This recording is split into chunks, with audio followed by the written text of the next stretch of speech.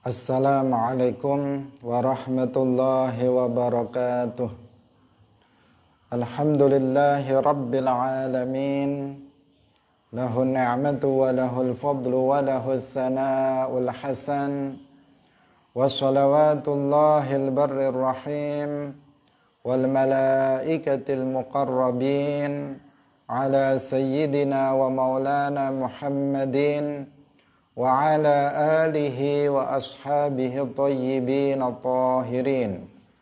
Allahumma la sahla illa ma ja'altahu sahla wa anta taj'alul hazna idza syi'ta sahla.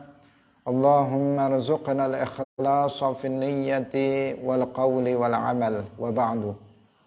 Ila nabiyil Mustafa sallallahu alaihi wasallam wa ikhwanihi minal anbiya'i wal mursalin wa syuhada'i was salihin, khususan ila sultanil awliya Syekh Abdul Qadir Al-Jilani wa Syekh Ahmad Ar-Rifa'i wa Syekh Bahaidin An-Naqsyabandi wa Syekhina Abdullah Al-Harari wa ila arwahi muassisi jam'iyyati Nahdlatul Ulama Syekh Muhammad Hashim Ash'ari wa Syekh Bisri Sansuri wa Syekh Abdul Wahab Hasbuah wa ila arwahi jami'i ahli al-qubur minal muslimin wal muslimat. Al-Fatihah. A'udzu billahi minasy syaithanir rajim. Bismillahirrahmanirrahim. Alhamdulillahi rabbil alamin. Ar-Rahmanir Rahim. Malik yaumiddin. Iyyaka na'budu wa iyyaka nasta'in. Ghairil maghdubi 'alaihim waladdallin. Amin. Hadirin hadirat kaum muslimin muslimat, pemirsa Madu TV rahimakumullah. Alhamdulillah, kita bersyukur kepada Allah Subhanahu wa ta'ala. Pada pagi hari ini Allah Subhanahu wa ta'ala kembali melimpahkan nikmat-nikmatnya, rahmatnya kepada kita semuanya, terutama nikmat taufik, karena hanya dengan taufik Allah Subhanahu wa ta'ala pada pagi hari ini kita bisa bersama-sama dalam pengajian kitab Bulughul Maram min Adillatil Ahkam karya Al-Hafidh Ibnu Hajar Al-Asqalani. Semoga pertemuan kita pada pagi hari ini mendapatkan keberkahan dari Allah Subhanahu wa ta'ala dan kita semuanya mendapatkan ilmu yang bermanfaat fid dunia wal akhirah. Amin ya rabbal alamin. Salawat dan salam semoga tetap terlimpahkan kepada Nabi Agung Nabi Muhammad sallallahu alaihi wasallam, para sahabatnya, keluarganya, serta seluruh umat Islam yang mengikuti beliau ila yaumil qiyamah. Hadirin rahimakumullah, pada pagi hari ini kita akan masuk pada bab mengusap khuf, mengusap dua khuf, babul mashi alal khufain. Mari kita memulainya dengan mengikhlaskan niat kita masing-masing lillahi ta'ala. Qala al-muallif rahimahullah, babul mashi alal khufaini, utawi iki iku bab nerangaken ngusap alal khufaini ing atase muzah loro. Anil Mughirah bin Syu'bah radhiyallahu ta'ala anhu qala, kuntu ma'an nabiyyi sallallahu alaihi wasallam. Kuntu was ana sapa ingsun iku ma'an nabiyyi sartane Kanjeng Nabi sallallahu alaihi wasallam. Fatawadda'a nuli wudu sapa Kanjeng Nabi, fa ahwaitu mongko mudhun sapa ingsun li anzi'a supaya nyepot sapa ingsun khufaihi ing muzah lorone Kanjeng Nabi. Faqala mongko dawuh sapa Kanjeng Nabi, da'huma ninggala sapa sira ing khufaini, fa inni mongko satemene ingsun iku adkhaltuhuma wis nglebokaken sapa ingsun ing khufain tahirataini halih kang suci karone. Famasaha mongko nuli ngusap sapa Kanjeng Nabi alaihima ing atase khufaini. Muttafaqun alaih. Walil arba'ati lan iku ketuwe perawi kang papat ilan Nasai kejaba Nasai anna nabiyya sak temene Kanjeng Nabi sallallahu alaihi wasallam iku masaha ngusap sapa Kanjeng Nabi a'lal khuffi ing bagian dhuwure muzah wa asfalahu lan bagian ngisore khuf. Wa fi isnadihi lan iku ing dalam sanate hadis dha'fun utawi dha'af.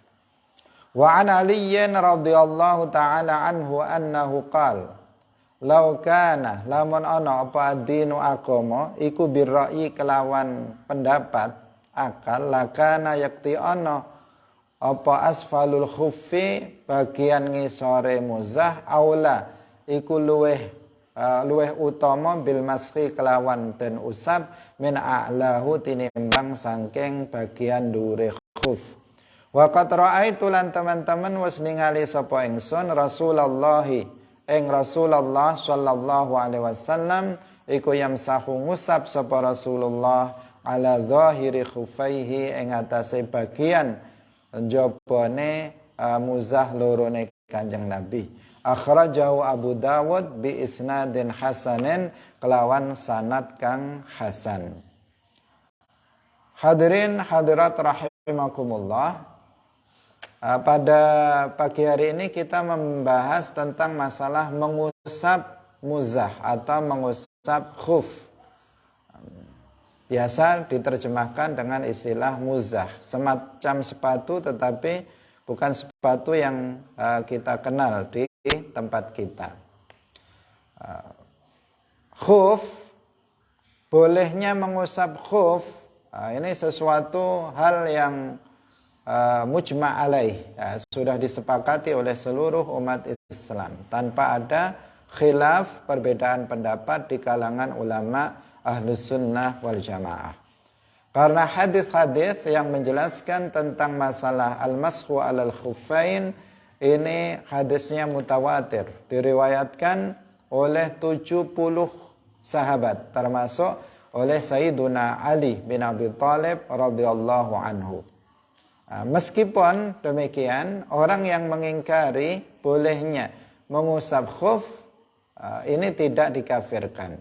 Karena bolehnya mengusap khuf ini tidak maklum minad dini bid-darurah, artinya tidak diketahui oleh semua umat Islam baik yang alim maupun awam. Ada sebagian umat Islam yang tidak mengetahui tentang masalah hukum al-mashu alal khuffain yang itu adalah boleh. Hadirin yang dirahmati oleh Allah Subhanahu wa taala. Dari Al-Mughirah bin Syu'bah radhiyallahu taala anhu, beliau mengatakan, "Kuntu ma'an nabiyyi, dulu aku bersama Nabi sallallahu alaihi wasallam. Kemudian Nabi itu berwudu. Kemudian aku turun untuk mencopot dua muzahnya Nabi. Dua khufnya Nabi. Jadi Al-Mughirah ingin mencopotkan dua khuf yang dikenakan oleh Nabi karena Nabi akan berwudu. Dia mengira bahwa Nabi ingin mencopot khufnya untuk nanti dibasuh ketika membasuh kaki. Faqala, tetapi Rasulullah sallallahu alaihi wasallam kemudian bersabda, "Da'huma, tinggalkan dua khuf ini." Artinya jangan kamu copot.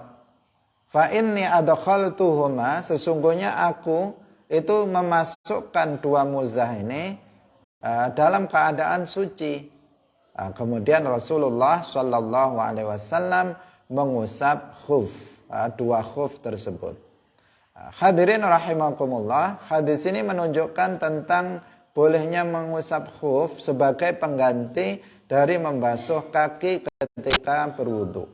Jadi ketika berwudu, ketika dia menjalankan rukun-rukun wudu yang lainnya, membasuh muka, kemudian membasuh tangan, mengusap kepala, giliran nanti sampai pada waktunya membasuh kaki, ini tidak dibasuh kakinya dengan air, tetapi cukup diusap. Khuf yang dikenakan cukup diusap di bagian atasnya. Inilah yang dimaksud dengan al-mashu alal khuffain. Nah, tapi dengan ketentuan sebagaimana disebutkan dalam hadis ini, bahwa orang yang memakai khuf itu boleh untuk mengusap khuf sebagai pengganti dari membasuh kaki ketika wudhu apabila dia memakainya setelah bersuci atau memakainya dalam keadaan suci. Jadi memulai pemakaian khuf setelah sempurnanya dia bersuci. Setelah dia suci kemudian dia baru memakai khuf. Maka dia boleh untuk mengusap khuf sebagai pengganti membasuh kaki dalam wudhu. Tapi apabila seseorang itu misalnya menggunakan khufnya dalam keadaan dia berhadas, maka dia tidak boleh untuk mengusap khuf sebagai pengganti dari membasuh kaki ketika wudhu.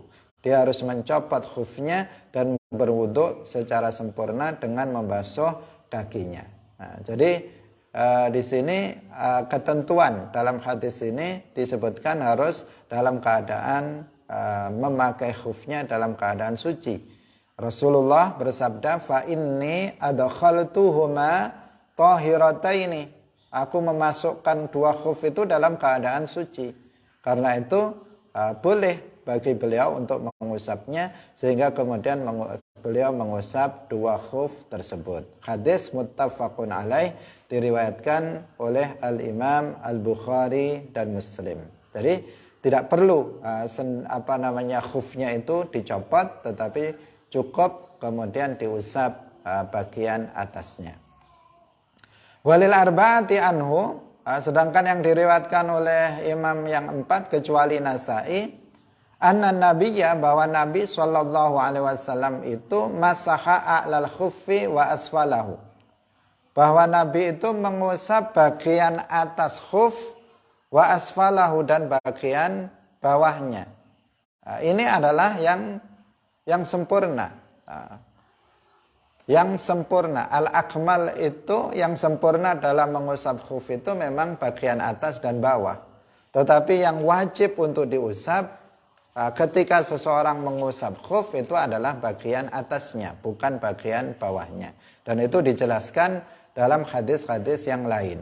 Tetapi untuk kesempurnaan mengusap khuf itu dua-duanya, bagian atas dan bagian bawah. Jadi tangan yang kanan ini mengusap dari sini, misalnya ini khufnya ya, diusap dari belakang ke depan, yang bawah diusap dari depan ke belakang. Itu sempurnanya. Tapi kalau enggak dengan cara seperti itu juga tidak masalah. Bahkan tidak harus, ini kan kalau aturan yang yang akmal, yang paling sempurna, diusap atas dan bawah.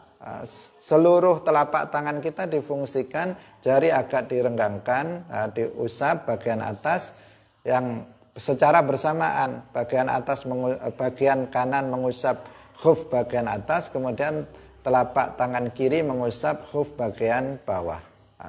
Ini yang akmal, yang sempurna. Tetapi apabila seseorang hanya mengusap bagian atasnya saja, maka itu sempurna, itu sudah cukup. Apabila seseorang mengusap bagian bawahnya saja, maka itu tidak mencukupi.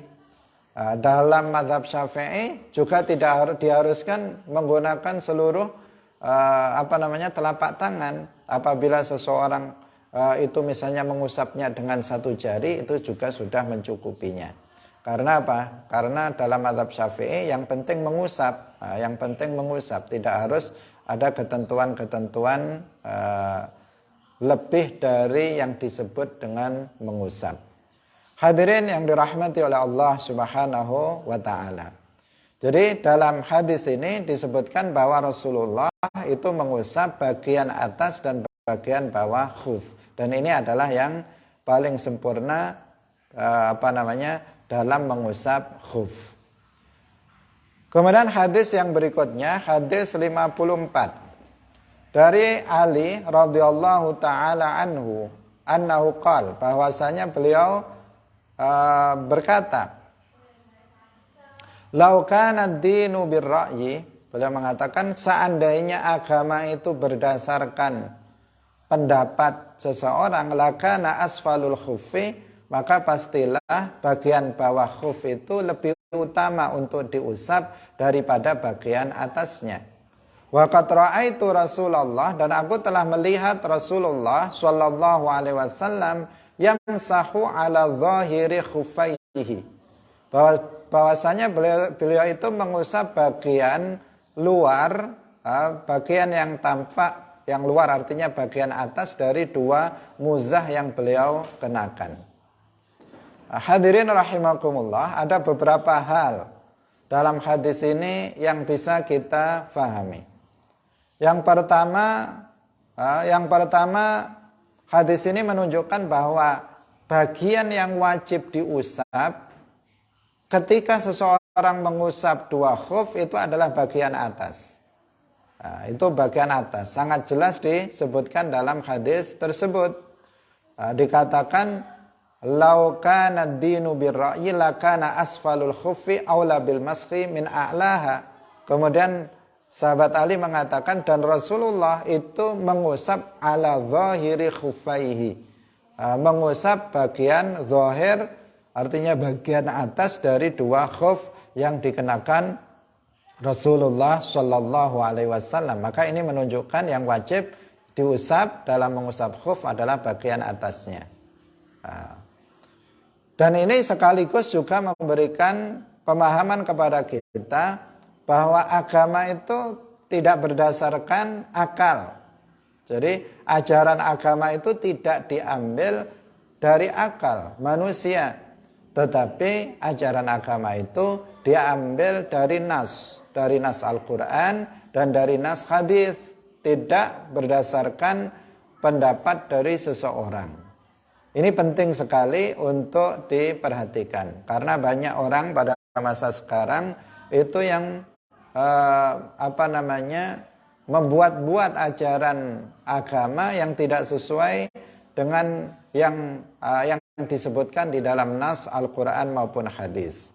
Ini perlu untuk diwaspadai, karena agama itu tidak berdasarkan akal pikiran. Kalau berdasarkan akal, mestinya dalam mengusap khuf itu yang diusap itu bukan bagian atas tapi bagian bawah, karena biasanya yang mudah terkena kotoran itu kan bagian bawah. Kalau kita pakai khuf, misalnya ini kaki pakai khuf, yang mudah kena kotoran itu kan bagian bawah, bukan bagian atas. Tetapi kenapa bagian atas yang diusap dalam mengusap khuf, bukan bagian bawah?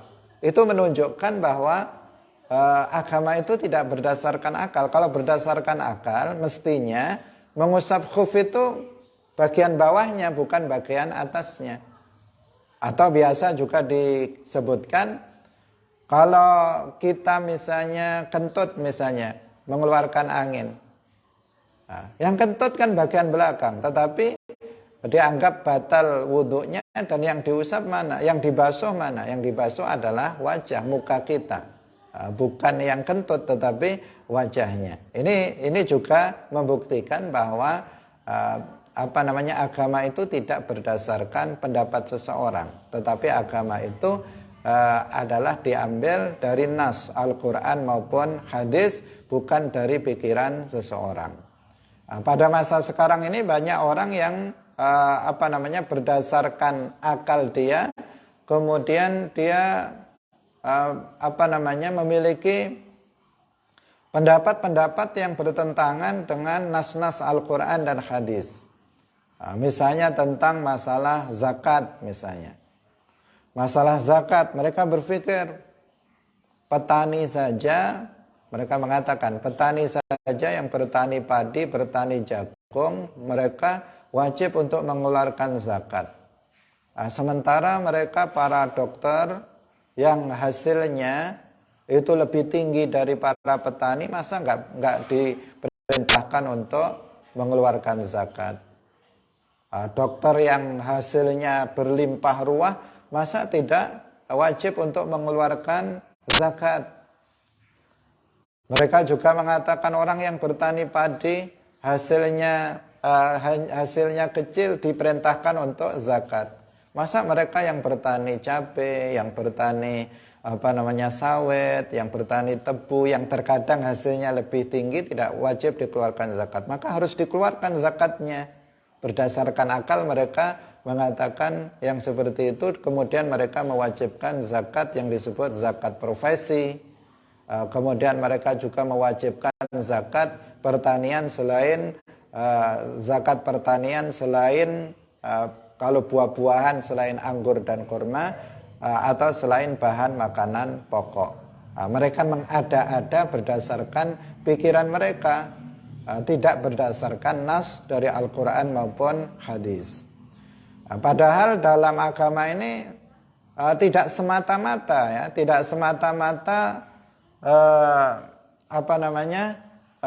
semata-mata sesuatu itu logis dan seterusnya, tetapi kita katakan bahwa setiap ajaran agama itu ada hikmahnya. Hanya saja hikmahnya kita tidak selalu mengetahuinya. Akal kita tidak selalu bisa mengetahui hikmah di balik ajaran agama. Tetapi dipastikan ada yang ma'kulul hikmah, bisa dicerna dengan akal hikmahnya. Ada yang ghairu ma'kulil hikmah, yang hikmahnya tidak bisa dicerna oleh akal pikiran kita. Tetapi kita meyakini ada hikmah di balik setiap syariat yang telah ditetapkan oleh Allah Subhanahu wa taala dan Rasul-Nya. Karena itu kita di sini juga diuji oleh Allah Subhanahu wa taala seberapa jauh kita untuk taat, kita untuk tunduk terhadap syariat yang telah ditentukan oleh Allah Subhanahu wa taala. Sebagian orang karena dia tidak bisa mencerna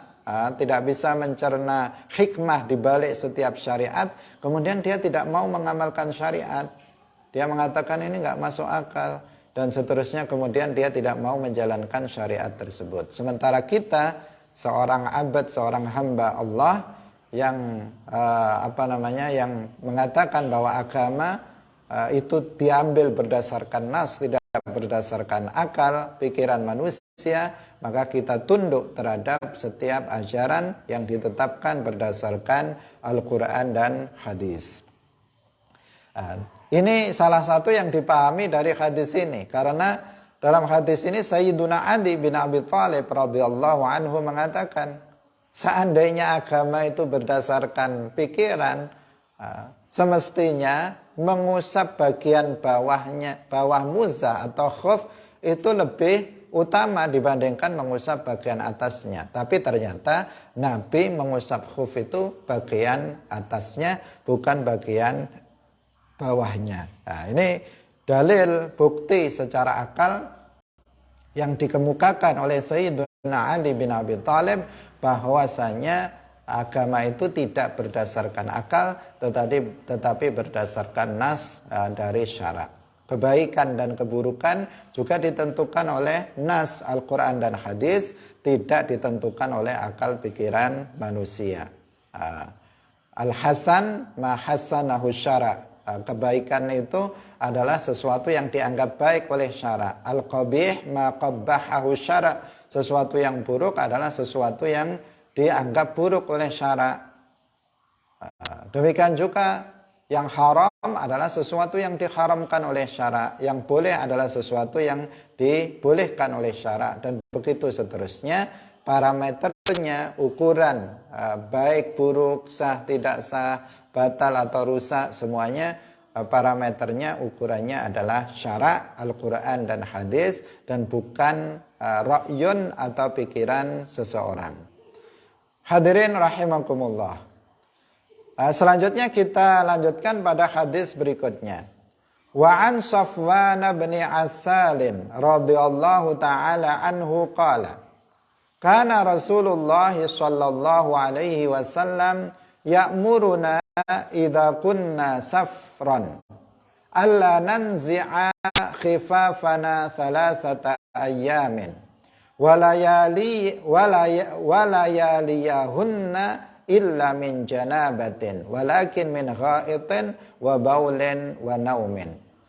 Dari Safwan bin Asal radhiyallahu anhu qala kana wis ana sapa Rasulullah sallallahu alaihi wasallam iku ya'muruna perintah sapa Rasulullah ing kita idza kunna tatkalane ana sapa kita iku safron wong kang padha lelungan alla nanzi'a ing yen ta ora nyopot sapa kita khifafana ing pira-pira khuf kita salasata ayamin ing dalam telu pira-pira dina walayaliyahunna lan pira-pira wengine salasata ayyam illa min janabatin kejaba saking janabah walakin min ghaitin tetapi ne saking buang hajat atau saking tai wa baulin lan uyuh wa naumin lan turu akhrajahu Nasa'i wa Tirmidzi wal lafdhu lahu wa Ibnu Khuzaimah wa sahhahahu. Hadirin rahimakumullah, Safwan ibnu Asal mengatakan Rasulullah sallallahu alaihi wasallam memerintahkan kepada kami ketika kami dalam bepergian. Nah, di sini poinnya yang tidak disebutkan sebelumnya, kami sedang bepergian untuk tidak memerintahkan kami untuk tidak mencopot muzah kami, khuf kami selama 3 hari 3 malam. Kecuali dari junub, artinya ketika junub meskipun dalam perjalanan dia ingin mandi maka harus dicopot dan dia mandi. Walakin min ghaitin tetapi dari berak kencing ataupun tidur.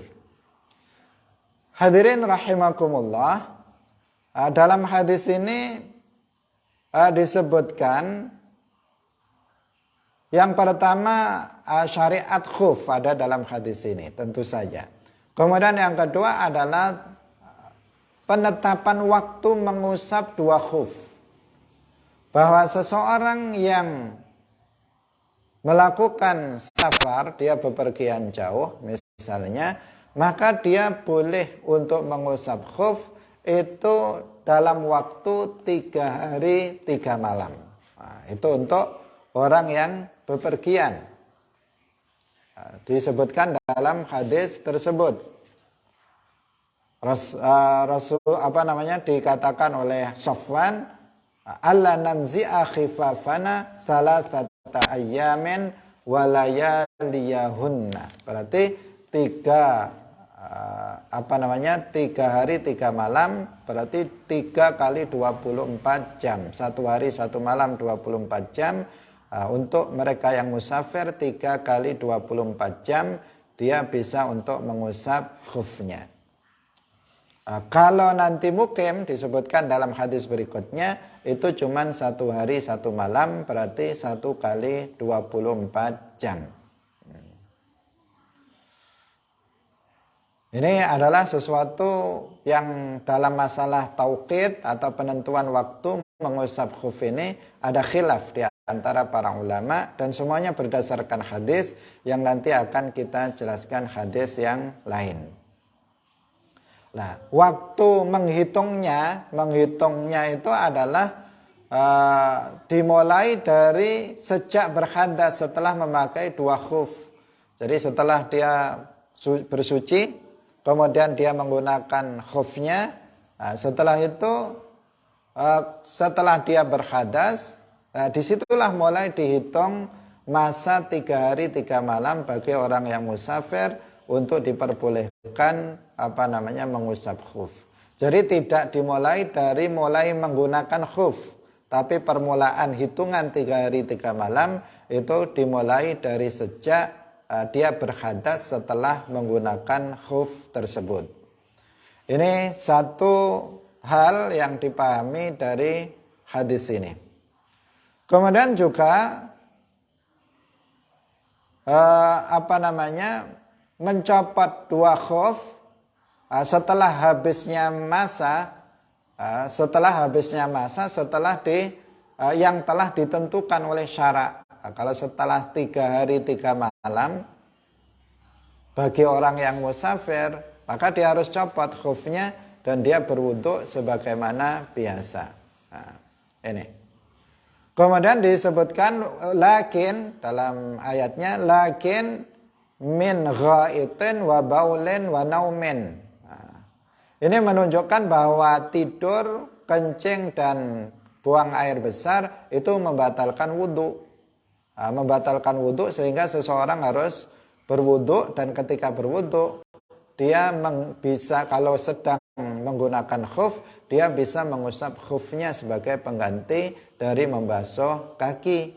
Tapi kalau seseorang ketika menggunakan khuf itu kemudian dia junub misalnya dia melakukan hubungan suami istri atau mengeluarkan air mani, maka dia harus copot khufnya untuk kemudian mandi wajib. Nah, jadi kalau hadas kecil yang membatalkan wudhu seperti misalnya buang air kecil, buang air besar misalnya, atau tidur, maka dia berkewajiban wudhu kalau akan sholat, dan ketika membasuh kaki diganti dengan mengusap khuf. Tapi apabila seseorang itu di tengah setelah dia memakai khuf kemudian hadasnya hadas besar, dia junub misalnya, maka dia wajib mencopot khufnya kemudian dia mandi. Nah, dia mandi wajib dan tidak bisa mengusap khuf. Ini ketentuan yang dijelaskan dalam hadis yang ke-55. Hadirin yang dirahmati oleh Allah Subhanahu wa taala. Sekarang kita baca hadis yang ke-56. Wa an Ali bin Abi Thalib radhiyallahu taala anhu qala ja'ala wasdata'aken sapa nabiyyu Kanjeng Nabi sallallahu alaihi wasallam salasata ayyamin ing telu pira-pira dina walayaliyahunna lan pira-pira wengine salasata ayyam lil musafiri keduwe wong kang lelungan. Wa yauman lan ing sedina wa lailatan lan suwengi lil muqimi keduwe wong kang mukim, yakni fil mashi, yakni ngarepaken sapa Ali fil mashi ing dalem ngusap alal khufaini ing ngatasé muzah loro. Akhrajahu Muslim, ngetokaken ing hadis sapa Muslimun Imam Muslim. Ini juga ada ketentuan tentang masalah waktu mengusap khuf. Yang pertama bagi musafir seperti yang dijelaskan dalam hadis sebelumnya, yaitu 3 hari 3 malam, yaitu 3 kali 24 jam. Sementara bagi orang yang mukim artinya dia berada di rumah, tidak dalam bepergian, maka dia boleh juga mengusap khuf, tetapi waktunya hanya sehari semalam. Nah, sehari semalam berarti 1 kali 24 jam diperbolehkan dia untuk mengusap muzahnya. Hadirin rahimakumullah. Nah, berarti di sini sudah lengkap tentang ketentuan dari waktu mengusap khuf. Bagi musafir 3 hari 3 malam, bagi orang yang mukim 1 hari 1 malam. Hadis yang berikutnya, wa an Thawbana radhiyallahu taala anhu qala ba'atha Rasulullah, ba'atha was ngutus sapa Rasulullah sallallahu alaihi wasallam sariyatan ing kelompok tentara. Fa amarahum, nuli perintah sapa Kanjeng Nabi ing sariyah ayam sahu ing yen to ngusap sapa sariyah alal asaibi ing atase pira-pira surban, yakni al-amaima tegese pira-pira surban. Wattasakhina lan pira-pira muzah, yakni al-khifafa, yakni ngarepaken sapa Kanjeng Nabi al-khifafa ing pira-pira muzah. Rawahu Ahmad wa Abu Dawud wa sahahahu al-Hakim, dan disahihkan oleh Imam Hakim. Nah, dari sahabat Sauban radhiyallahu taala anhu berkata, beliau mengatakan bahwa Rasulullah shallallahu alaihi wasallam mengutus sekelompok tentara. Beliau memerintahkan mereka untuk mengusap amaim, untuk mengusap surban dan mengusap muzah. Hadirin rahimakumullah, di sini ada dua hal ya yang dipahami dari hadis ini. Yang pertama, ayam sahu alal asaib, mengusap imamah, mengusap serban yang dipakai di kepala. Maksudnya bagaimana? Maksudnya di sini berarti boleh seseorang itu mengusap surban ketika seseorang itu mengusap kepala. Di sini ada khilaf di antara para ulama.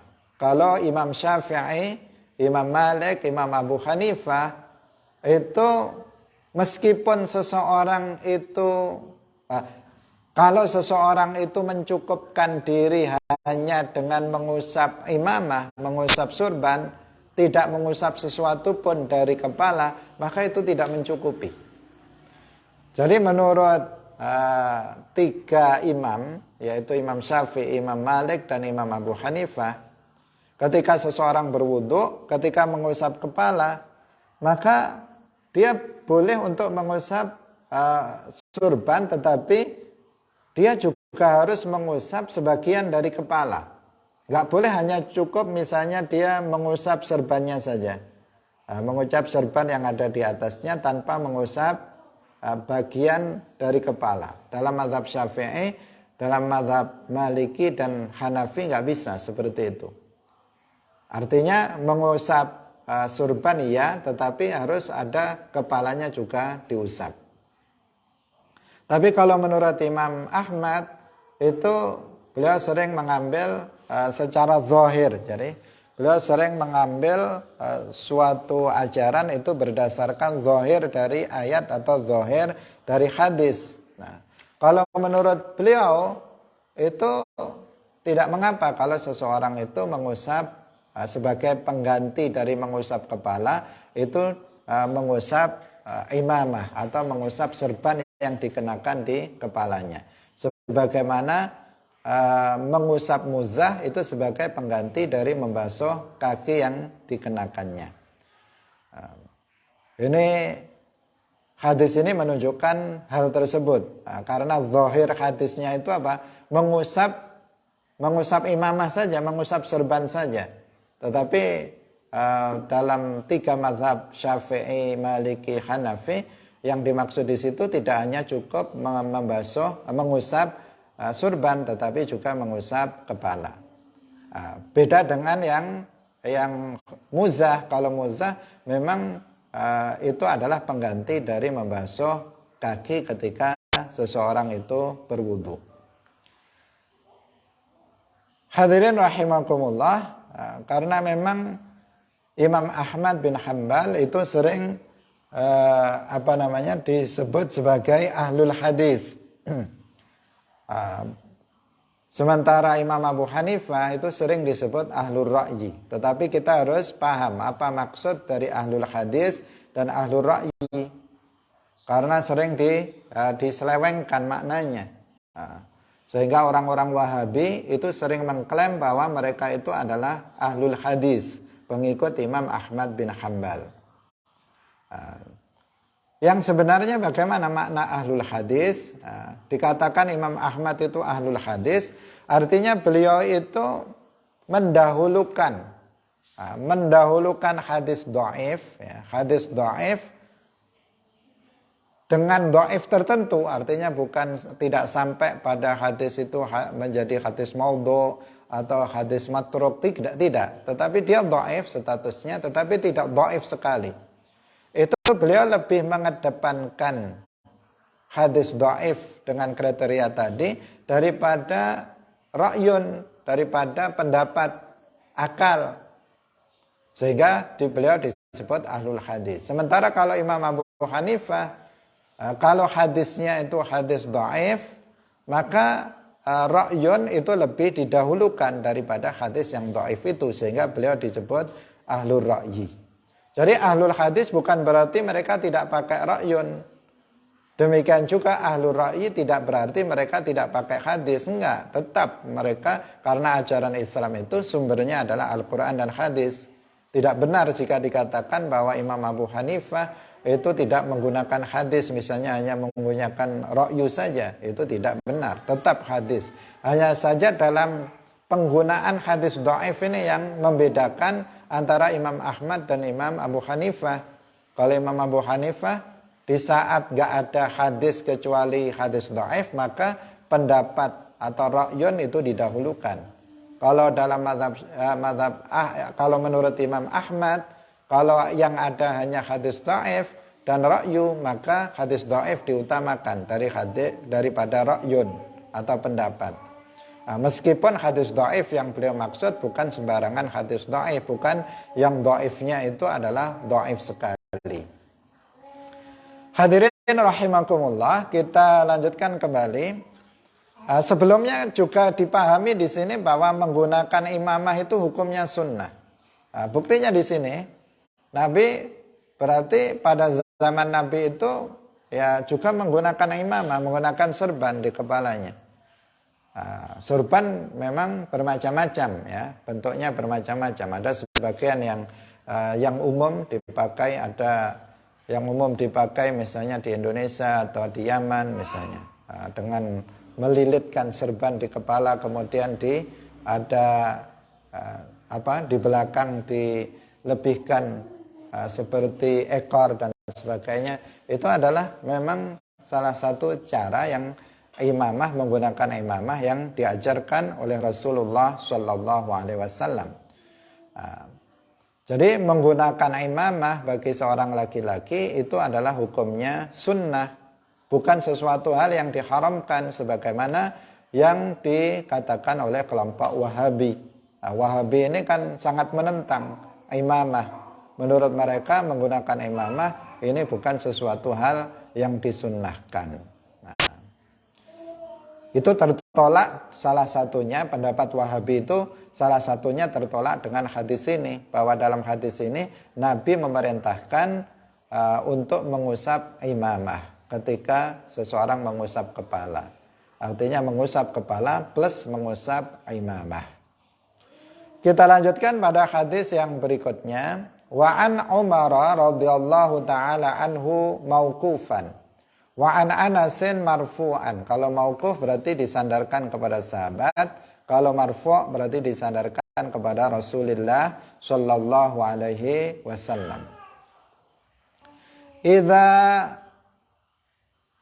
tawaddoa, tatkalane wudu sapa ahadukum salah siji sira kabeh, fala bisa khufaihi, nuli nganggo sapa ahadukum khufaihi ing muzah lorone ahadukum, falyamsah mongko becik ngusap sapa ahadukum alaihi ing atase khufaini, wal yusalli lan becik salat sapa wong fihi ma ing dalem khufaihi, wala yakhla'huma lan ora nyopot sapa ahadukum ing khufaihi, insya'a lamun ngersakaken sapa ahadukum illa min janabatin, kejaba saking janabah. Akhrajahu Daraqutni wal Hakim wa sahahahu.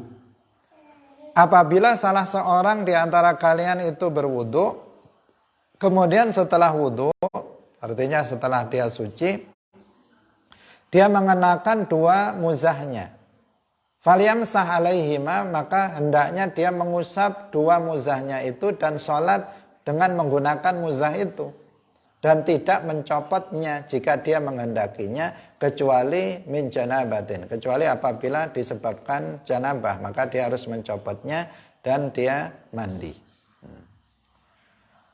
Hadirin rahimakumullah, hal yang baru, artinya yang belum kita jelaskan dalam hadis sebelumnya, ada dalam hadis ini disebutkan wal yusalli fihima, hendaknya seseorang itu sholat di muzahnya. Berarti kalau ada seseorang itu sholat dengan menggunakan muzah, kita tidak boleh mengingkarinya. Kita tidak boleh mengingkarinya. Sholat kok pakai khuf misalnya, pakai muzah.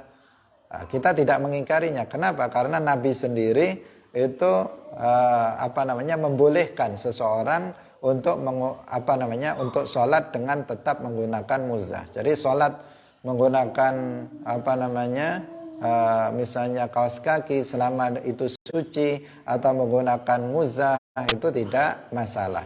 Tidak harus seseorang itu mencopot kedua muzahnya untuk melakukan sholat. Kecuali kalau junub, tadi sudah kita jelaskan, kalau seseorang itu junub maka dia harus mencopotnya dan dia mandi untuk menghilangkan hadas besarnya. Kita lanjutkan pada hadis berikutnya. Wa'an Bakrah, wa'an Abi Bakrata radhiyallahu ta'ala anhu anin nabiyyi sallallahu alaihi wasallam annahu saat temene Kanjeng Nabi iku rakhasa ngringanaken sapa Kanjeng Nabi lil musafiri kedue wong kang lelungan salasata ayamin ing telu pira-pira dina walayaliyahunna lan pira-pira wengine salasata ayam. Walil mukimi lan kedue wong kang mukim yauman ing sedina walailatan lan suwengi. Idza tatahhara tatkalane sesuci sapa wong fala bisa nuli nganggo sapa wong khufaihi ing muzah lorone wong ayam saha alaihima ing yen to ngusap sapa wong alaihima ing atase muzah karone. Akhrajahu Daraqutni wa sahahahu Ibnu Khuzaimah. Nah, ini hadis ini sama dengan hadis sebelumnya tentang ketentuan waktu mengusap muzah. Bagi musafir 3 hari 3 malam, bagi orang yang mukim 1 hari 1 malam. Kemudian juga disebutkan bahwa bolehnya seseorang mengusap muzah apabila seseorang itu mengenakan muzah itu setelah dia bersuci, dalam keadaan suci. Kemudian juga di sini ada dalil juga bahwasanya menggunakan muzah ini merupakan rukhsah. Karena dalam hadis ini disebutkan annahu rakhasa, bahwa Nabi itu memberikan rukhsah. Rukhsah itu keringanan. Pada dasarnya seseorang yang berwudu itu dia harus membasuh kedua kakinya.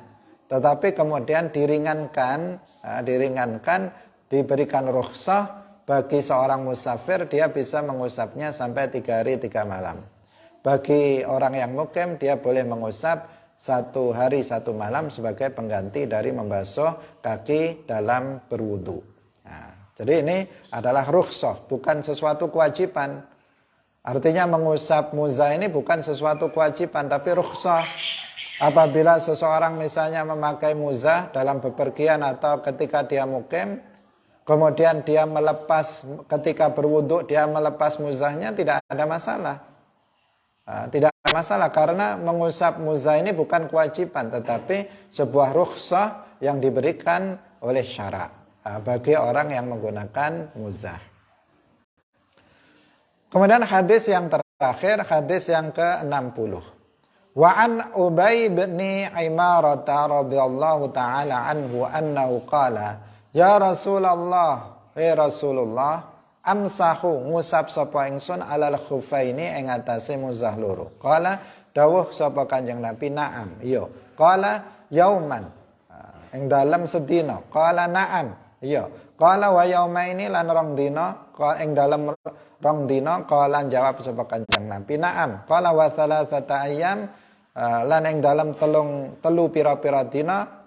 Qala dawuh sapa Kanjeng Nabi, na'am wa ma syi'ta. Akhrajahu Abu Dawud wa qala laisa bil qawiyyi.